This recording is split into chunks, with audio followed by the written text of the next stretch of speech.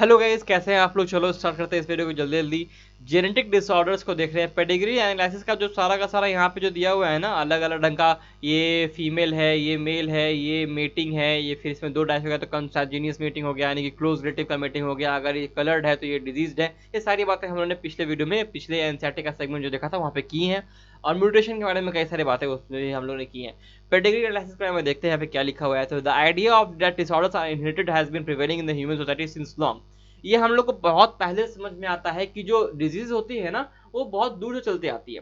देखो, आपको साइंस का नॉलेज हो या ना हो, आपके परदादा बहुत दूर के जो रिलेशन में बहुत बूढ़े हैं, उनको पता हो या ना हो कि क्या बोलते हैं, डिजीज का जेनेटिक होता है कि नहीं, जीन्स क्या होते हैं, डीएनए क्या होता है। लेकिन आप लोगों ने ये बहुत पुराने पुराने टेक्स्ट में भी आप लोगों ने इस चीज़ को पढ़ा होगा। बहुत सारे किताबों में जो बहुत पुराने हो चुके हैं, 200 साल 600 साल पहले की किताबों में भी चीज़ लिखा हुआ मिलता है आप लोगों को कि डिजीज का एक पैटर्न होता है।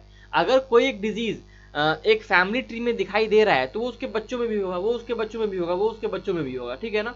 इसीलिए कोई बोलते हैं ये फैमिली के ट्री से आ रहा है। आपको ये डिजीज है ना, आपके पारिवारिक बीमारी है ये सबको है उस परिवार में। ये आपको सुनने को हमेशा मिलता होगा। डायबिटीज कोई बोलता होगा तो डायबिटीज के परिवार में आप पूरा है, उसके दादा को डायबिटीज है, उसके चाचा को डायबिटीज है। मतलब इस ढंग से बोलता है कि एक ट्री होता है, ठीक है ना। आपको बोलेगा कि आप आपसे पूछ सकते हैं मुझसे कि डायबिटीज सर थोड़े जेनेटिक्स से होता है रिलेटेड। डायबिटीज का भी बहुत बड़ा रिलेशन जेनेटिक्स से है, आपको आगे पता चलेगा। अभी जो है नीट पे ध्यान देना चाहिए। The idea that disorders are inherited has been prevailing in the human society so since long. This was based on the heredity of certain characteristic features in families. ठीक है, बिल्कुल सही। कुछ कुछ फीचर्स होते हैं फैमिलीज के अंदर, उसके ऊपर ये आता है। After rediscovery of Mendel, Mendel के रीडिस्कवरी के बाद, ठीक है ना, 1900 में मेंडल का रीडिस्कवरी हुआ था। ओके, 1900 में मेंडल का रीडिस्कवरी हुआ था। अब जल्दी से जल्दी मुझे उन तीनों साइंटिस्ट का नाम बताओ जिन्होंने मेंडल का रीडिस्कवरी किया था। ठीक है ना, मेंडल का रीडिस्कवरी किया था। अब देखो, आगे बढ़ते हैं तब तक के लिए, ठीक है। हम लोग, उन्होंने क्या किया था, एनालाइज किया था इनहेरिटेंस पैटर्न को ह्यूमन बींग्स में। Since it is evident that control causes process can be performed in pea, plant and some other organisms are not possible in case of human beings. Study of the family history about inheritance of a particular trait provides an alternative. कहने का मतलब, हम लोग जानते हैं कि हम लोग सेलेक्टिव क्रॉस नहीं करा सकते हैं यार, हमें यही ह्यूमन चाहिए और इसी से क्रॉस करवाना है। ऐसा कराना पॉसिबल नहीं है।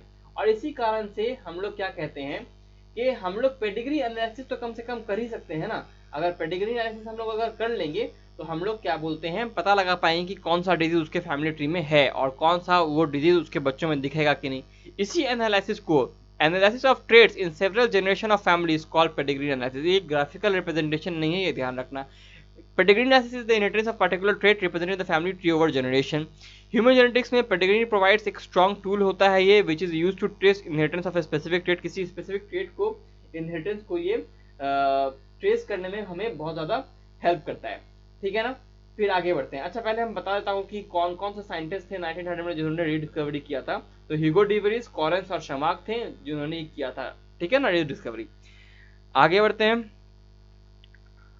चलो नेक्स्ट क्वेश्चन देखते हैं। A person with antigens A and B and no antibodies belong to a group. देखो देखो, इसका डायग्राम देख लेते हैं। एक पर्सन है जिसके पास कोई भी एंटीजन नहीं है, तो किस ग्रुप से है, ओ से है। अगर दोनों एंटीजन है तो ए बी है, बी एंटीजन है तो बी है, और ए है तो ए है, ठीक है ना। एंटीबॉडी से सेम क्वेश्चन आ सकता है। अगर दोनों एंटीबॉडी है तो ग्रुप ओ होगा, कोई नहीं है तो ग्रुप ए बी होगा, अगर ए है तो बी होगा, ए एंटी बी है तो ए होगा। आंसर सा क्या हो जाएगा, in which blood group antibodies are absent. Antibodies absent कहाँ होता है, जरा देखो ना, एंटीबॉडीज कहाँ एब्सेंट है। एंटीबॉडीज यहाँ प्लाज्मा में है ना, यहाँ एब्सेंट है ना, तो क्या हो जाएगा आंसर, इसका आंसर हो जाएगा C, A B. Okay, next question देख रहे हैं। If a man is R H positive and lady is R H negative, then देखो मोस्ट केसेस में ऐसा चांसेस जब ऐसा होता है तो आर एच पॉजिटिव चूंकि एक डोमिनेंट फैक्टर है आर एच निगेटिव के ऊपर, इसीलिए जो पहला चाइल्ड होता है वो पहला चाइल्ड आपको बिल्कुल सर्वाइविंग मिलेगा, उसमें कोई पहले चाइल्ड में कोई दिक्कत नहीं आएगी। Because are H negative lady के अंदर उसका कभी सामना हुआ ही नहीं है आर एच पॉजिटिव से, तो उसके अंदर कोई भी एंटीबॉडी नहीं मौजूद रहेगा। देखो, आर एच का केस और एंटी ए और एंटी बी का केस बहुत अलग है। एंटी ए और एंटी बी का जो ये जो केस है ना, ऐसे कि हमारा किसी का मान लो ब्लड ग्रुप ए है तो उसके बॉडी में एंटी बी मौजूद रहेगा, है ना, तो ये बचपन से मौजूद रहने वाला है। इसके लिए हमें कोई क्या बोलते हैं, इनिशिएशन का जरूरत नहीं है। लेकिन आर एच के लिए अगर किसी के बॉडी का RH पॉजिटिव है, कोई अगर RH पॉजिटिव है तो उसके पास RH एंटीजन है, इसका मतलब पॉजिटिव मतलब क्या कि उसके पास RH एंटीजन है, एंटीजन D उसके पास है, लेकिन उसके पास एंटीबॉडी कोई होता ही नहीं है, ठीक है ना, क्योंकि उसके पास RH पॉजिटिव है। और दूसरी बात RH निगेटिव को देखो, RH निगेटिव अगर कोई इंसान है ना तो उसके पास तो एंटीबॉडी होना चाहिए RH पॉजिटिव के लिए, लेकिन ऐसा जनरली मानते हैं, बिकॉज यहाँ पे भी आपको दिख रहा है एंटीबी है इसके पास पहले से ही, लेकिन ऐसा होता नहीं है।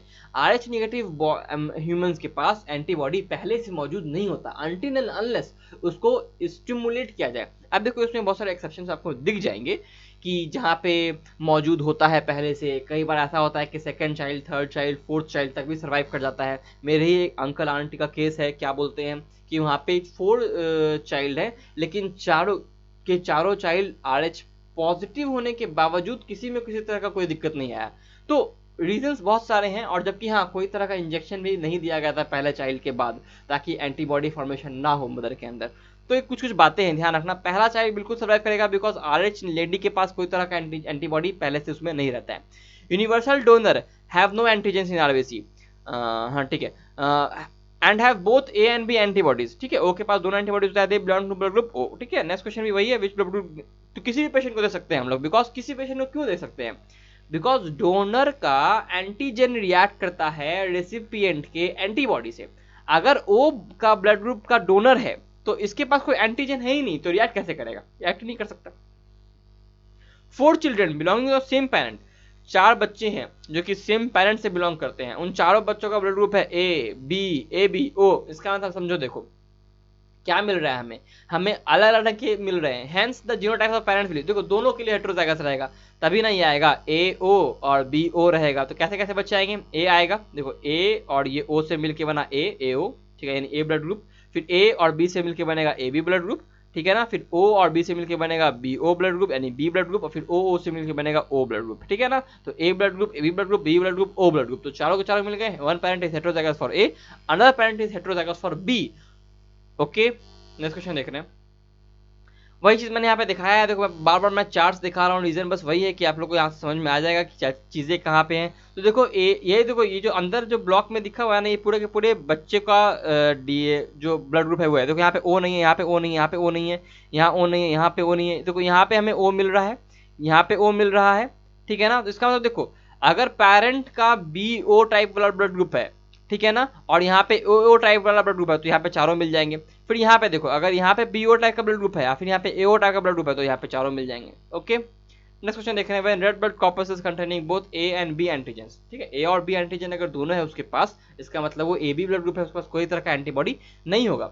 Are mix with your blood serum, आपके ब्लड के सीरम के साथ मिक्स किया गया उसको, ठीक है ना। एक रेड ब्लड सेल कॉर्पसेल है, एक रेड ब्लड सेल है कॉर्पसेल है जिसके पास A वाला एंटीजन भी है, B वाला एंटीजन भी है, इसको आपके ब्लड के साथ मिक्स किया गया, दे एग्लूटिनेट, और जैसे ही मिक्स किया गया ना एग्लूटिनेट कर गया। देखो एग्लूटिनेशन तब होगा जब एंटीबॉडी एंटीजन रिएक्शन होगा, जब एंटीजन एंटीबॉडी रिएक्शन होता है तभी एग्लूटिनेशन हमको देखने को मिलता है, यानी कोआगुलेशन, ब्लड का कत्था सा जम जाता है, ठीक है ना, गाढ़ा हो जाता है blood.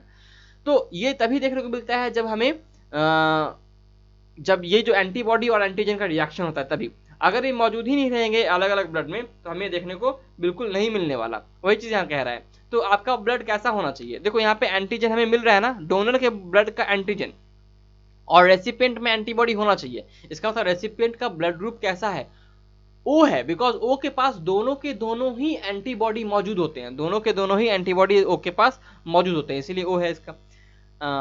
Person of blood group A contain, एक पर्सन का जिसका ब्लड ग्रुप A है उसके पास एंटीजन A होगा, एंटीबॉडी B होगा, आंसर हो जाएगा A, ठीक है। सब क्वेश्चन हम लोगों ने पहले बहुत अच्छे से देखा है ना।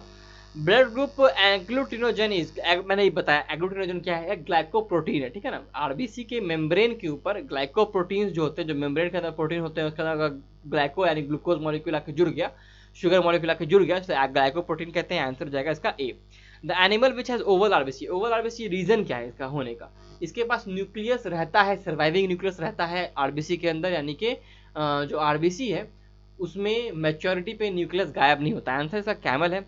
Blood groups are named because of agglutinogen A and B present in, देखो ब्लड ग्रुप को हम लोग नेम करते हैं, ए ब्लड ग्रुप है, बी ब्लड ग्रुप है, ए बी ब्लड ग्रुप है, या फिर ओ ब्लड ग्रुप है। ये नेमिंग किस आधार पे किया गया है? ये नेमिंग हम लोग आधार, क्या आधार है हमारा नेमिंग करने का? आधार ये है कि आरबीसी के ऊपर एंटीजन ए है तो ए ब्लड ग्रुप, बी है तो बी ब्लड ग्रुप, ओ पे कोई नहीं है तो ओ यानी जीरो, और ए बी पे दो है तो ए बी। ओके, आरबीसी के ऊपर होते हैं। अगर हम लोग प्लाज्मा में एंटीबॉडी के आधार पे करते हैं ना, तो ब्लड ग्रुप ए का जो आज नाम पता क्या होता, बी होता, और एक और बी का नाम ए होता, और ए बी का नाम ओ होता, और ओ का नाम ए बी होता। सोचो जरा इस बात पे, अगर एंटीबॉडी के आधार पे करते तो। अ person with unknown blood group, एक पर्सन है जिसका अननोन ब्लड ग्रुप सिस्टम है, एबीओ सिस्टम के ऊपर हम लोगों ने किया है, वो बहुत सारा ब्लड लॉस उसको हो गया एक्सीडेंट में, उसको इमीडिएट ब्लड ट्रांसफ्यूजन का जरूरत है। उसका एक फ्रेंड आता है वैलिड सर्टिफिकेट के साथ अपने एक ब्लड टाइप का, ठीक है ना, वो अपना सर्टिफिकेट दिखाता है और डॉक्टर बिना डिले किए हुए उसका ब्लड उसको डोनेट कर देता है।